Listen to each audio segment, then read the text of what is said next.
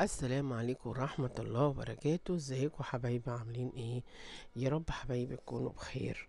برج الدلو حبايب قلبي، صفوا النية، تفائلوا بالخير تجدوه، طلعوا الطاقة السلبية، صلوا على الحبيب وكمان استغفروا. طبعا حبايبي لأول مرة بيزوروا قناة أم أحمد ما ينسوش يعملوا اشتراك وشير ولايك للفيديو، وده فضل منكم مش أمر، الأمر لوحده. حبايبي بقى ولادي واخواتي الموجودين في القناة، حطوا اللايك وشيروا الفيديو وننزل نكتب كومنتات، نصلي على الحبيب ونستغفر. طبعا لازم يكون عندنا يقين وثقة في الله وحده، لا يعلم الغيب إلا الله، محمد رسول الله، لا حول ولا قوة إلا بالله العلي العظيم.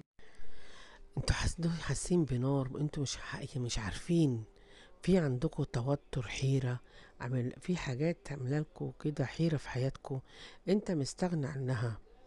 انت ليه بتوقع نفسك في المشاكل؟ ليه بتوقع نفسك في المشاكل رغم ان انت طيب جدا؟ بس دايما بتقع في مشاكل. انت عندك في علاقة تانية، انتوا داخلين في علاقة فيها مشاكل، بس انتوا عايزين العلاقة ديت. انتوا متسرعين، بتدخلوا ناس في حياتكم ما تستاهلش، وبتطلع مظلوم، عشان كده دايما حاسس بالظلم. رغم ان كده انتوا بمليون شخص، انتوا بتمشوا على الارض كده بتخربوا الدنيا. يا ترى انت عارفين الحسد ده جايلكم من ايه؟ من الاناقة والاناقة بتاعتكم. انتوا ناس عندكم شياكة واناقة، انتوا عندكم قناة يعني اناقة قوية، بتحبوا الهزار، بتحبوا الضحك، بتحبوا التجديد، ما بتحبوش الروتين. بس عندكم حبة لخبطة في حياتكم، وجوه بيتكم في مشاكل، عندكم في صديق خاين، صديق كذاب، صديق مش كويس. فخلي بالكم، إنسانة مش كويسة، الإنسانة دي خبيثة، الإنسانة دي مش عارفة أقول لكم إيه، مش عارفة أقول لكم إيه. بس انتوا لازم تخلي بالكم واحذروا من أقرب الناس ليكوا اللي موجودة في حياتكم. عني بالكم. ليه؟ ليه دايما بتحس ان انت في حاجة ناقصاك، رغم ان انت من ناس بت... انتوا حاسين بالنقص في حياتكم، حاجة كسراكوا، يا اما حد عندكم متوفي، يا حد كنت مسنود عليه وتوفى، او عندكم حد سرقكوا. انتوا عندكم حاجة كنت مسنود عليها وما ضاعت. طيبة القلب بتوقعكوا في المشاكل، لسانك بيوديك في دنيا غير الدنيا. حاول ان انت تكتم وتداري الفرحة بتاعتكم، ما تكلموش عليها مع حد، لان انت اقرب الناس اللي معاك هم اللي بيحسدوكوا، اقرب الناس بيحسدوكوا. وانت عندك صراحة وما بتحبش الكذب، ما بتحبش حد يكذب عليك، واللي بيجي معاك دغري بتحكيله، وبتقف مع كل الناس وبتخدم كل الناس، بس كل الناس ظلماك. مين عندكم حرف الواو، حرف الميم، وحرف الألف؟ برج الثور، برج الحمل، الأبراج دي موجودة والحروف دي موجودة. مين الناس اللي عاملة لك مشاكل ولخبطة في حياتك وعاملة لك توتر وحيرة؟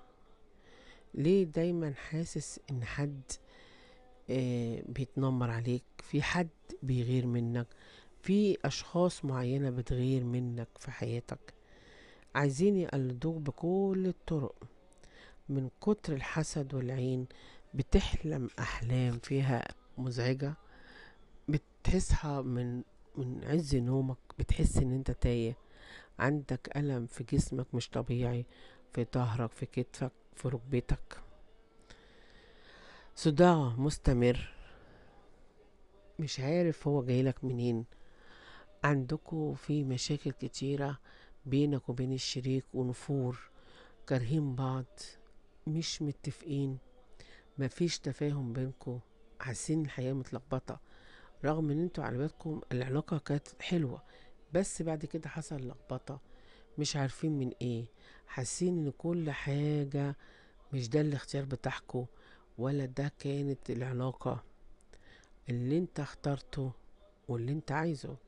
بتعيش بتقلبات مزاجية من وقت للتاني، بتعيش تقلبات مزاجية ومش عارف تعمل ايه. عندك تقلبات مش طبيعية، حاجات معينة عاملالك توتر وحيرة، بس انت حقك اللي ضاع ده هيرجع بإذن الله، وده فضل ربنا. اللي ضيع حقك وحقك ضاع بسبب أهلك اللي ظلموك وطلعوك بدون حاجة، ولا بسبب أهل الزوج اللي ظلموكم، ولا بسبب ايه؟ ليه حقكم ضايع؟ بس انتوا عندكوا في خير، عندكوا في نقلة جديدة، عندكوا جزء من ظلم الناس اللي ظلمتكوا. وشوف الناس اللي ظلمتك، انت هتشوف بنفسك. لو انتوا مستنين ارتباط هيكون عندكوا ارتباط، لو مستنين استقرار هيكون عندكوا استقرار، في عندكوا كمان توقيع ورق. شوفوا انتوا مستنين ايه، انت عايز ايه. انتوا عندكوا في رسالة جايالكوا، ودي او مكالمة جايالك مهمة في حياتك. عندكوا في نقلة حلوة جدا. يعني على قد ما انت تعبان وبتعاني بقالكوا فترة، حاسين بخنقة، بالنغزة في القلب مش طبيعية، بس انتوا هيكون عندكوا في راحة. انت وقفت وحسيت ان انت تعبت، وحاسس ان انت متشتت في افكارك، متشتت في قراراتك. عندكوا في تردد مش طبيعي في مواضيع كتيرة، مش عارف تعمل ايه، ولا عارف تخطط ازاي، ولا عارف تعمل ايه. العلاقة اللي انت فيها دي علاقة مش كويسة، حاول ان انت تطلع منها. العلاقة اللي انت فيها العلاقة مش حلوة، اطلع منها عشان تقدر تشوف الدنيا صح. عشان كده انت من ساعة ما دخلت العلاقة دي وانت حاسس باللخبطة، حاسس ان انت في حاجات متشددة متشابكة في حياتك، في داخلين في مشروع وحد بيقولك ارجع منه، حد بيقولك ارجع. على قد الخنقة اللي انت فيها والهم والحزن هتطلع منه، هتطلع منه في الفرحة، هتطلع بفرحة، هتطلع من الدوامة اللي انت فيها. حاول ان انت تطلع منها، والست اللي دخلتك في الدوامة دي ابعد، اطلع، عشان خاطر انت تقدر تكمل وتقدر تحسن. عندكم في دخول محكمة،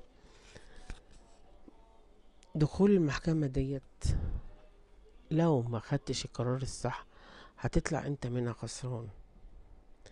لو ما خدتش القرار الصح، عندكم في خطوبة، عندكم زواج، انتوا عندكم في قلب كده مفتوح. ليه عندك في مشاكل بينك وبين عيلتك؟ يا ترى كلوا حقك ولا عملوا لك ايه؟ انت عندك مشاكل بينك وبين عيلتك، المشاكل دي بسبب العلاقة اللي انت فيها. عندكوا في باب هيتفتح الفترة الجاية، عندكوا هيتفتح لكم الباب دوت. انتوا دقيتوا واتقفل من فترة الباب ده اتقفل، بس هيكون عندك في نصرة. عندكوا في ست خبيثة في الشكل وفي الأخلاق وفي الطبع، أعدالكوا ليل ونهار، وده عندكوا آه ناس بتغير منكوا، وناس بتتحداكوا في كل حاجة، ناس بتتحداكوا في كل شيء. بتحداك في اللبس، بتحداك في الرشاقة، في الأسلوب، في التعامل. ناس بتتحداك داخل مواجهات كتيرة جدا. انت شخصيتك الفترة الجاية هتكون قوية جدا، وهتدوس على اي حد هيظلمك. هيكون عندك في مواجهات مع أقرب الناس ليك، ومش هتسكت لحد. يعني اللي انت بتبدأ ما تسكتش، هتعافر وهتكمل وهتجاهد، مش هتبدأ تسكت خلاص. انت عندك في لهفة واشتياق، واحب اقولك ان انت عندك في لقاء حلو، لقاء عاطفي، لقاء مع اهل، مع احباب. عندك لقاء ممكن يكون في شغل مع راجل كبير في السن. المهم ان انت عندك لقاء، واللقاء ده حلو جدا. عندك دمعة هتنزل من عينيك من الفرحة. الدمعة دي هيكون فيها ليها طعم تاني، عشان انت بقالك فترة ما فرحتش. دايما آه الكوباية بتلف للكل. كل يعني كما تدين تدان، كاسه بيدور على الكل.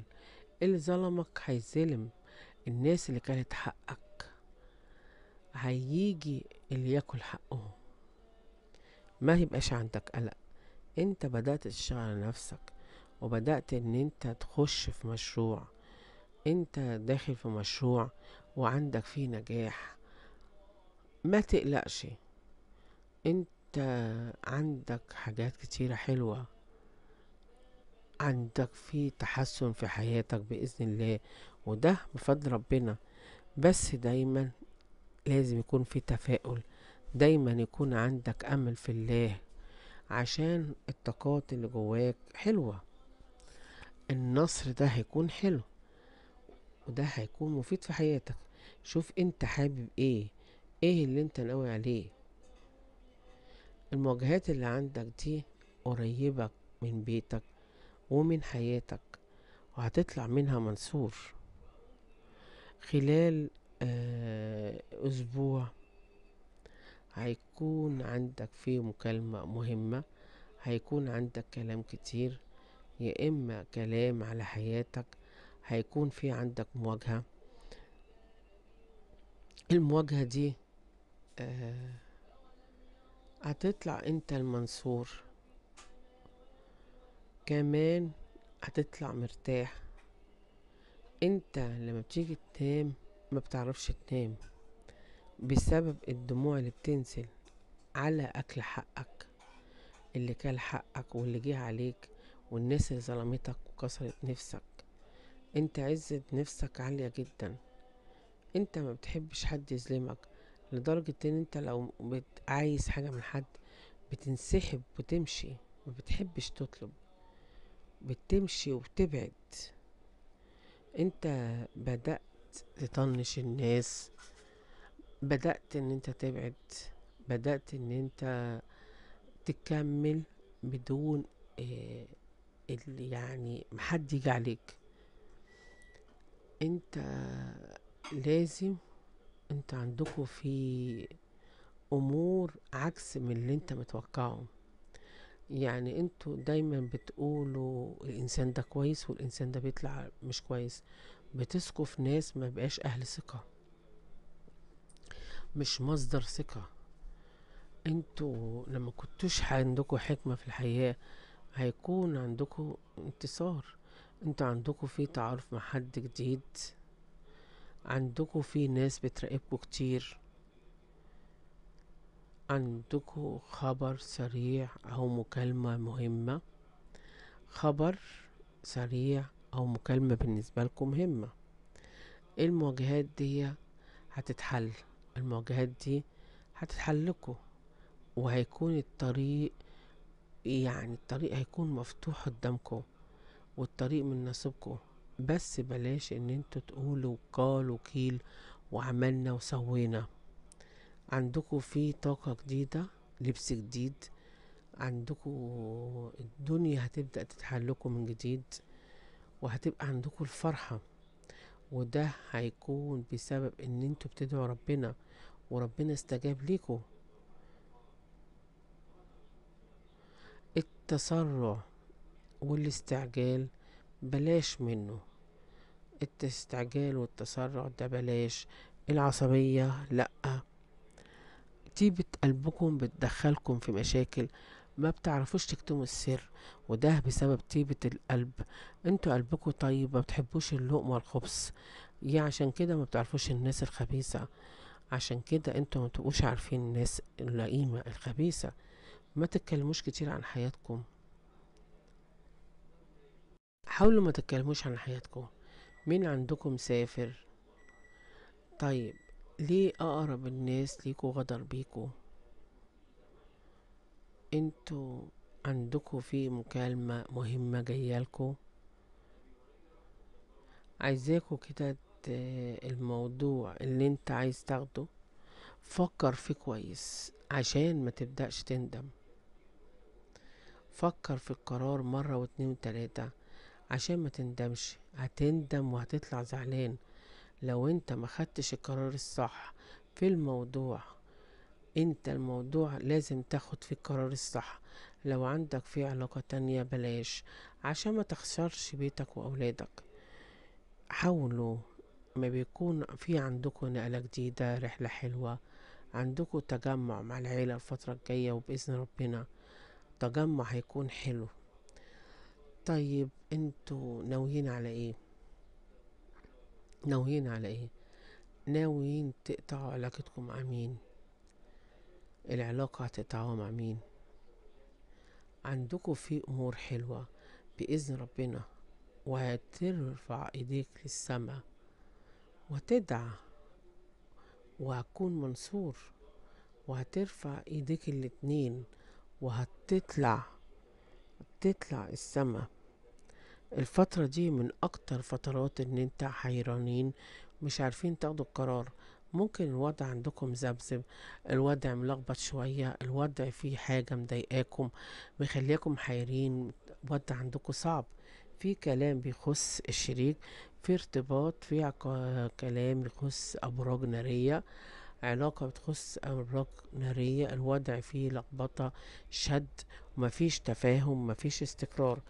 انتوا عاطفيا مش عندكم استقرار الفترة دي، لكن عندكم في كلام جديد من ناحية العاطفة، وهيكون عندكم شخص جديد هيخش حياتكم، وهيكون في كلام تاني. داخلين في مشروع، والمشروع ده هيكون في نجاح وفي ازدهار وثقة بالنفس، لان انتوا دماغكم مرفوعة الفترة دي، ومن اكتر فترات اللي دماغكم مرفوعة، من اكتر الفترات اللي هيكون نصيب من جانبكم والحظ من نصيبكم، لان انتوا الوضع بتاعكم هيكون فيه هدوء، هيكون في طاقة جديدة، في تغيير جديد في جميع الأسر بتاعتكم، لأن انتوا حاليا بتبدعوا تمن غلطة انتوا ما كنتوش تعرفوا ان هي غلطة بالطريقة دي. الوضع بتاعكم حاليا هو اللي ملخبطكم، مش عارفين تاخدوا القرار. لكن رغم اللخبطة وكثرة القلب والحيرة، رغم ان انتوا هيكون عندكم استقرار مادي، استقرار المادي ده هيكون حلو. بلاش الضغوط اللي انتوا فيها، يا ريت تهدوا وتهدوا نفسكم وتهدوا اعصابكم. كمان انتوا بسم الله ما شاء الله عليكم، عندكم اخبار تخص رجوع او تخص كلام مواجهة وهتفتح قدامكم، وهيكون في كلام هيتقال، وانتوا كمان هتقولوا، هيكون في موضوع عندكم قدام عينيكم، هيكون في حاجات تتفتح، والله اعلى واعلم. الوضع بتاعكم هيكون تحت السيطرة بشكل كبير جدا.